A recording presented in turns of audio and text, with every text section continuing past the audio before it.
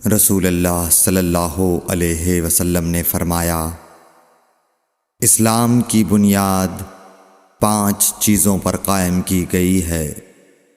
اول، گواہی دینا کہ اللہ کے سوا کوئی معبود نہیں اور بے شک حضرت محمد صلی اللہ علیہ وسلم اللہ کے سچے رسول ہیں، اور نماز قائم کرنا اور زکوٰۃ ادا کرنا اور حج کرنا اور رمضان کے روزے رکھنا۔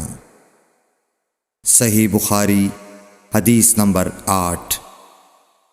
نبی کریم صلی اللہ علیہ وآلہ وسلم نے فرمایا کہ ایمان کی 60 سے کچھ اوپر شاخیں ہیں، اور حیا شرم بھی ایمان کی ایک شاخ ہے۔ صحیح بخاری حدیث نمبر 9۔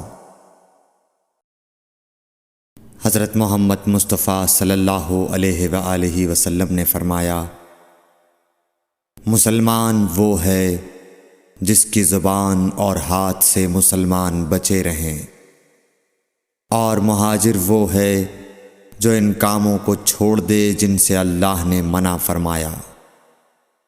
صحیح بخاری حدیث نمبر 10۔